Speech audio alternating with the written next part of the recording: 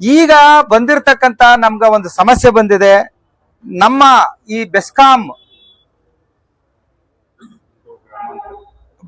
ಗ್ರಾಮಾಂತರ ಜಿಲ್ಲೆಯಲ್ಲಿ Tata power corporation limited ಅವರು ನಮ್ಮ KERC ಯಲ್ಲಿ ಒಂದು ಅಪೀಲ್ ಹಾಕೊಂಡಿದ್ದಾರೆ.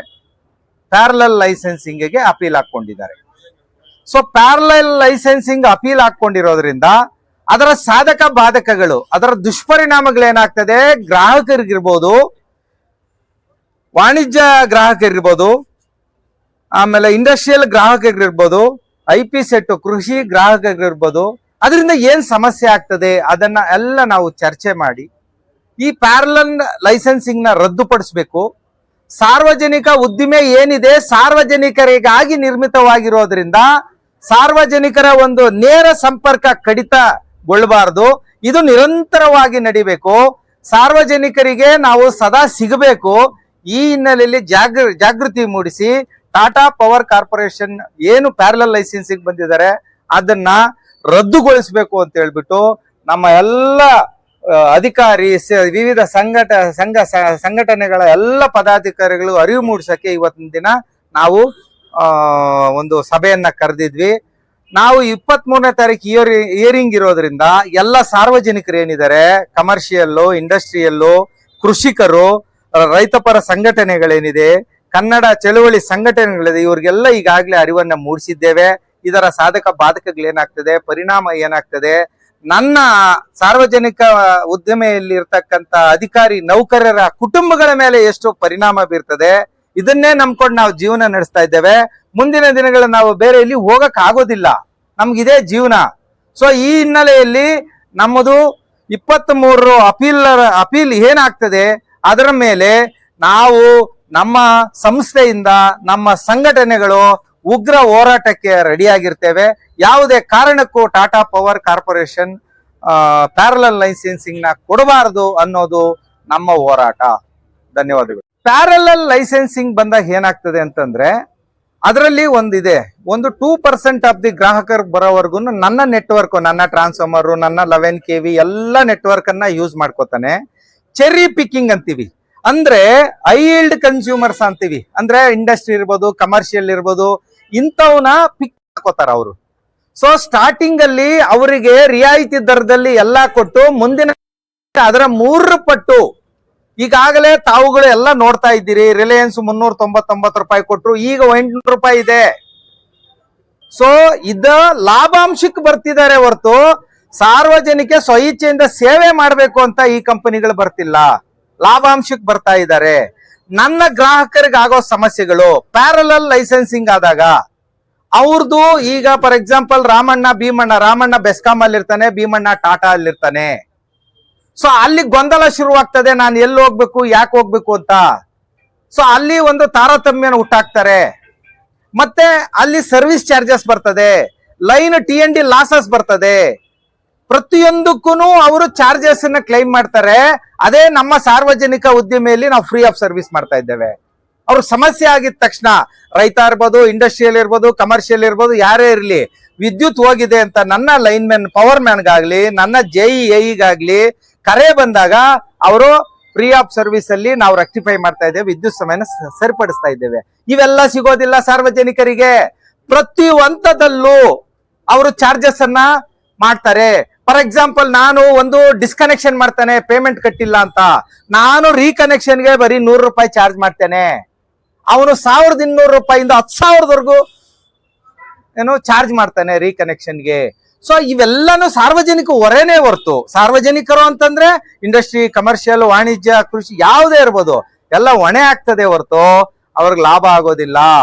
ಸೊ ಮಧ್ಯಮ ವರ್ಗದವರು, ನನ್ನ ಸಿಬ್ಬಂದಿ, ಮತ್ತೆ ಬಡವರು, ಮತ್ತೆ ಗೌರ್ಮೆಂಟ್ ಇಂದ ಏನ್ ಸ್ಕೀಮ್ಸ್ ಇದೆ ಇವರಿಗೆಲ್ಲ ತುಂಬಾ ತೊಂದರೆ ಆಗೋದ್ರಲ್ಲಿ ಎಳ್ಳಷ್ಟು ಡೌಟ್ ಬೇಡ, ಎಲ್ರಿಗೂ ಸಮಸ್ಯೆ ಆಗ್ತದೆ. ಈ ನಿಟ್ಟಿನಲ್ಲಿ ನಮ್ಮ ಈ ಹೋರಾಟ. ದಲ್ಲಿ ಇದೇ ತರಹ ಪ್ರೈವೇಟ್ ಕಂಪನಿಗೆ, ಸೆಸ್ಕ್ ಅನ್ನೋ ಕಂಪನಿಗೆ ಖಾಸಗೀಕರಣ ಮಾಡಿ ಅಂತಂದ್ರೆ ನನ್ನ ಒಂದು ಆಫೀಸು, ಬಿಲ್ಡಿಂಗು, ನೆಟ್ವರ್ಕ್ ಏನಿದೆ, ನನ್ನ ಎಲೆಕ್ಟ್ರಿಕಲ್ ನೆಟ್ವರ್ಕ್ ಎಲ್ಲ ಅವರಿಗೆ ಪರಬಾರೆ ಮಾಡಿದ್ರು, ಎಕ್ಸ್ಚೇಂಜ್ ಮಾಡಿದ್ರು, ಎಲ್ಲ ಕೊಟ್ಬಿಟ್ರು ಅವ್ರಿಗೆ. ಅವರ ಒಂದು ಬಿಡ್ ಏನಿತ್ತು ಆ ಬಿಡ್ ಅನ್ನ ಅವರು ಕೋಟ್ ಮಾಡಿದ್ರು. ಸುಮಾರು 450 ಕೋಟಿಗೆನ ಕೋಟ್ ಮಾಡಿದ್ರು, ಅವ್ರಿಗೆ ಹ್ಯಾಂಡ್ ಓವರ್ ಮಾಡಿದ್ರು. ಸುಮಾರು 5 ತಿಂಗಳು 28 ದಿನದಲ್ಲಿ ಒಂದು ತುಫಾನ್ ಬಂತು, ಸುನಾಮಿ ತರ ಬಂದು ಫ್ಲಡ್ ಶುರುವಾಯ್ತು. ಅದರಲ್ಲಿ ಸುಮಾರು ನನ್ನ ಏನ್ ನೆಟ್ವರ್ಕ್ ಇದೆ ಎಲ್ಲ ಕೊಲ್ಯಾಪ್ಸ್ ಆಗ್ಬಿಡ್ತು. ಆ ಸಂದರ್ಭದಲ್ಲಿ ಅವನು ರಾತ್ರೋರಾತ್ರಿ ಓಡೋದ.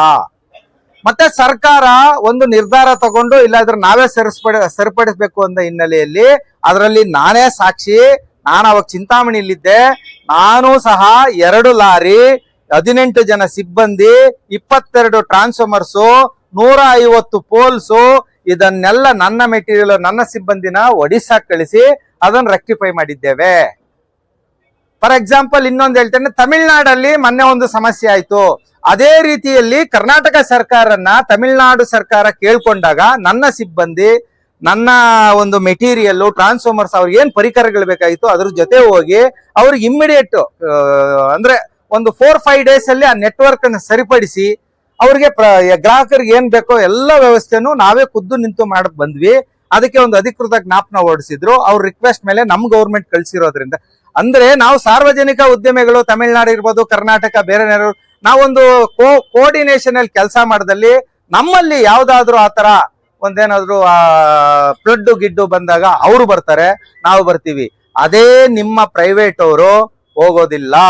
ಸೊ ಈ ಹಿನ್ನೆಲೆಯಲ್ಲಿ ನಾವು ಇದನ್ನ ಖಂಡಿತ ಇದನ್ನ ಅಲ್ಲೆಗಳಿತೇವೆ. Thank you sir. ಈಗ ನಾವು ಇದೇನನ್ನ ಟಾಟಾ ಕಂಪನಿಯವರು ಏನು ಅರ್ಜಿ ಸಲ್ಲಿಸಿದ್ದಾರೆ ಪ್ಯಾರಲಲ್ ಲೈಸೆನ್ಸಿ ಆಗಿ, ಅದರ ವಿರುದ್ಧವಾಗಿ ನಾವು ಎಲ್ಲಾನು 23ನೇ ತಾರೀಕು ಲಾಸ್ಟ್ ಡೇಟ್ ಇದೆ ಅಪ್ಲಿಕೇಶನ್ ಅರ್ಜಿನ ಅವರಿಗೆ ಆಕ್ಷೇಪಣೆ ಸಲ್ಲಿಸೋದಕ್ಕೆ. ಹಾಗಾಗಿ ನಾವು ರೈತರಿಗೆ ಹಾಗೂ ಇಂಡಸ್ಟ್ರೀಸ್ಗೆ ಹಾಗೂ ಕಮರ್ಷಿಯಲ್ ಗ್ರಾಹಕರಿಗೆ ಹಾಗೂ ಸಾರ್ವಜನಿಕರಿಗೆ ನಾವು ಅವ್ರ ಕಡೆಯಿಂದನೂ ಅಬ್ಜೆಕ್ಷನ್ ಫೈಲ್ ಮಾಡೋದಕ್ಕೆ ಯಾವ ರೀತಿ ಕ್ರಮ ತಗೋಬೇಕು ಅನ್ನೋ ಉದ್ದೇಶದಿಂದ ನಾವು ಕೆಲವೊಂದು ರೆಡಿ ಮಾಡಿದ್ದೇವೆ. ಈಗ ಸರ್ಕಾರದಿಂದನೂ ಗೃಹ ಜ್ಯೋತಿ, ಕುಟೀರ ಜ್ಯೋತಿ ಆ ರೀತಿ ಫ್ರೀ ಕರೆಂಟ್ ಆಗಿ ಅನುದಾನ ಕೊಡ್ತಾ ಇದ್ದಾರೆ ಬುಡಕಟ್ಟು ಹಾಗೂ ಮೀಸಲಿರುವಂತ ಜನಾಂಗಕ್ಕೆ. ಅವ್ರಿಗೆ ಅವ್ರೇನಾದ್ರೂ ಪ್ರೈವೇಟೈಸೇಷನ್ ಬಂದಾಗ ಅದು ತೊಂದರೆ ಆಗುತ್ತೆ, ಅವ್ರಿಗೆ ಸಬ್ಸಿಡಿ ನಿಂತೋಗುತ್ತೆ. ಅದನ್ನ ಆಗಬಾರ್ದು ಅನ್ನೋ ಉದ್ದೇಶಕ್ಕೆ ಆ ತರ ವರ್ಗದವರಿಗೆ ನಾವು ಅಬ್ಜೆಕ್ಷನ್ ಫೈಲ್ ಮಾಡ್ಲಿಕ್ಕೆ ಹೇಳ್ತಿದ್ದೇವೆ. ಹಾಗೆ ರೈತರಿಗೆ ಏನಿದೆ 10 HP ವರ್ಗು ಸರ್ಕಾರದಿಂದ ಫ್ರೀ ಕರೆಂಟ್ ಕೊಡ್ತಾ ಇದೀವಿ.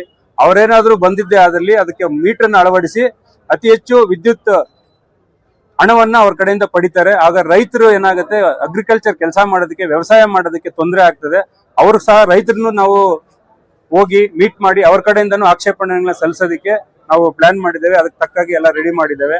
ಹಾಗೂ ಇಂಡಸ್ಟ್ರೀಸ್ ಏನಿದಾವೆ ಎಲ್ಲ ಇಂಡಸ್ಟ್ರೀಸ್ ಮತ್ತೆ ಕಮರ್ಷಿಯಲ್ ಕಾಂಪ್ಲೆಕ್ಸ್ ಏನ್ ಮಾಡ್ತಾರೆ, ಅವ್ರನ್ನ ಬಂದು ಈಗ ಫಸ್ಟ್ ಬ್ರೈನ್ ವಾಶ್ ಮಾಡಿ ನಾವು ಆ ರೀತಿ ಕೊಡ್ತೀವಿ, ಕಡಿಮೆ ಕೊಡ್ತೀವಿ, ಹೆಚ್ಚು ಕೊಡ್ತೀವಿ ಅಂತ ಹೇಳಿ ಮತ್ತೆ ತದನಂತರ ಅವರು ಅತಿ ಹೆಚ್ಚು ದರದಲ್ಲಿ ಅವರಿಗೆ ಕರೆಂಟ್ ನ ಸೇಲ್ ಮಾಡೋ ಮಟ್ಟಕ್ಕೆ ಹೋಗ್ತಾರೆ.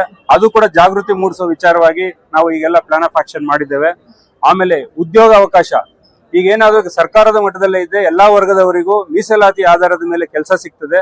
ಇದೇನಾದ್ರೂ ಪ್ರೈವೇಟೈಸೇಷನ್ ಅಂತ ಬಂದ್ರೆ ನಮ್ಮ ಕರ್ನಾಟಕದಲ್ಲಿ ಇರೋಂತವರಿಗೆ, ಇಲ್ಲಿ ಓದಿರೋಂತ ಸ್ಥಳೀಯರಿಗೆ ಕೆಲಸದ ಉದ್ಯೋಗ ಅವಕಾಶ ಕಡಿಮೆ ಆಗ್ತದೆ. ಅವ್ರು ಹೊರಗಡೆಯಿಂದ ತಗೊಂಡ್ಬಂದು ಮಾಡ್ತಾರೆ. ಹಾಗಾಗಿ ನಮ್ಮ ಎಲ್ಲ ಓದಿರೋಂತ ವಿದ್ಯಾರ್ಥಿಗಳಿಗೂ ಸಹ ನಾವು ಅವ್ರ ಜಾಗೃತಿ ಮೂಡಿಸಿ ಅವ್ರ ಕಡೆಯಿಂದನೂ ಆಕ್ಷೇಪಣೆ ಸಲ್ಲಿಸೋದಕ್ಕೆ ಎಲ್ಲಾನು ವ್ಯವಸ್ಥೆ ಮಾಡ್ಕೊಂಡಿದ್ದೇವೆ. ಎಲ್ಲ ನಮ್ಮ ನೌಕರರು ಹಾಗೂ ಅಧಿಕಾರಿಗಳಿಂದ ಸಾರ್ವಜನಿಕರನ್ನ ನಾವು